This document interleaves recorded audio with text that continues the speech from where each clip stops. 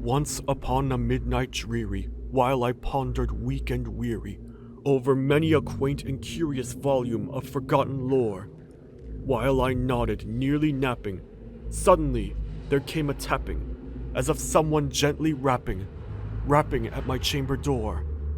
"'Tis some visitor," I muttered, tapping at my chamber door.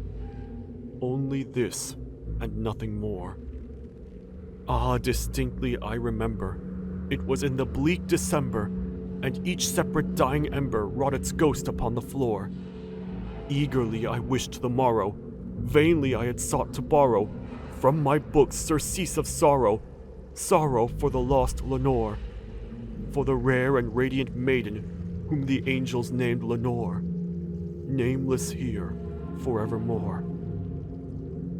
And the silken, sad, uncertain rustling of each purple curtain thrilled me, filled me with fantastic terrors never felt before, so that now to still the beating of my heart I stood repeating, "'Tis some visitor entreating entrance at my chamber door, some late visitor entreating entrance at my chamber door. This it is, and nothing more." Presently my soul grew stronger, hesitating then no longer. "Sir," said I, "or madam, truly your forgiveness I implore. But the fact is, I was napping, and so gently you came rapping, and so faintly you came tapping at my chamber door, that I scarce was sure I heard you." Here I opened wide the door. Darkness there, and nothing more. Deep into that darkness peering, long I stood there wondering, fearing, doubting, dreaming dreams no mortal ever dared to dream before. But the silence was unbroken, and the stillness gave no token, and the only word there spoken was the whispered word, "Lenore?" This I whispered, and an echo murmured back the word, "Lenore." Merely this, and nothing more. Back into the chamber turning, all my soul within me burning, soon again I heard a tapping somewhat louder than before. "Surely," said I, "surely that is something at my window lattice. Let me see then what thereat is, and this mystery explore. Let my heart be still a moment, and this mystery explore. 'Tis the wind, and nothing more." Open here I flung the shutter, when with many a flirt and flutter, in there stepped a stately raven of the saintly days of yore. Not the least obeisance made he, not a minute stopped or stayed he, but with mien of lord or lady, perched above my chamber door, perched upon a bust of Pallas, just above my chamber door, perched and sat, and nothing more. Then this ebony bird beguiling my sad fancy into smiling by the grave and stern decorum of the countenance it wore. "Though thy crest be shorn and shaven, thou," I said, "art sure no craven, ghastly, grim, and ancient raven, wandering from the nightly shore. Tell me what thy lordly name is on the night's Plutonian shore." Quoth the raven, "Nevermore." Much I marveled this ungainly fowl to hear discourse so plainly, though its answer little meaning, little relevancy bore. For we cannot help agreeing that no living human being ever yet was blessed with seeing bird above his chamber door, bird or beast upon the sculptured bust above his chamber door, with such name as Nevermore. But the raven sitting lonely on the placid bust spoke only that one word, as if his soul in that one word he did outpour. Nothing farther than he uttered, not a feather then he fluttered, till I scarcely more than muttered, "Other friends have flown before. On the morrow he will leave me, as my hopes have flown before." Then the bird said, "Nevermore."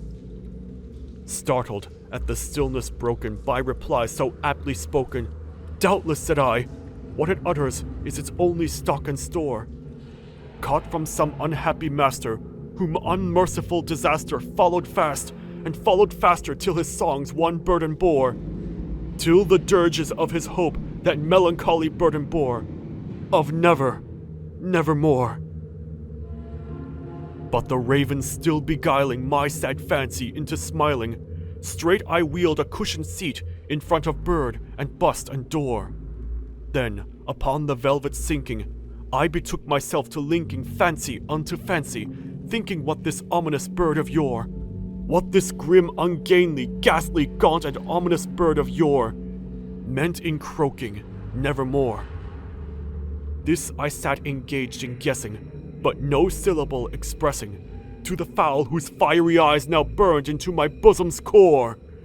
This and more I sat divining, with my head at ease reclining, on the cushion's velvet lining that the lamplight gloated o'er, but whose velvet violet lining with the lamplight gloated o'er, she shall press, nevermore.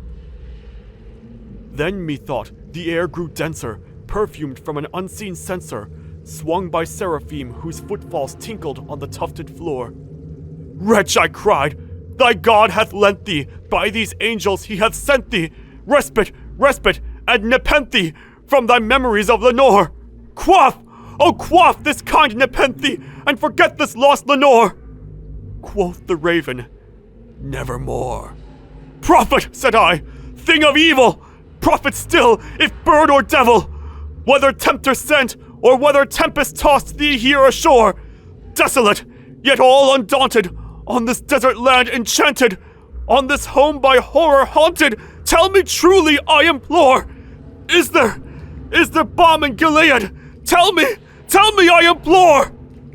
Quoth the raven, nevermore. Prophet, said I, thing of evil, prophet still, if bird or devil, by that heaven that bends above us, by that God we both adore, tell this soul with sorrow laden, if, within the distant Aidenn, it shall clasp a sainted maiden, whom the angels name Lenore. Clasp a rare and radiant maiden, whom the angels name Lenore. Quoth the raven, nevermore. Be that word our sign of parting, bird or fiend, I shrieked upstarting. Get thee back into the tempest and the night's Plutonian shore. Leave no black plume as a token of that lie thy soul hath spoken. Leave my loneliness unbroken. Quit the bust above my door. Take thy beat from out my heart, and take thy form from off my door. Quoth the raven, nevermore. And the raven, never flitting, still is sitting, on the pallid bust of Pallas, just above my chamber door. And his eyes have all the seeming of a demon's that is dreaming, and the lamplight o'er him streaming throws his shadow on the floor. And my soul from out that shadow that lies floating on the floor shall be lifted nevermore.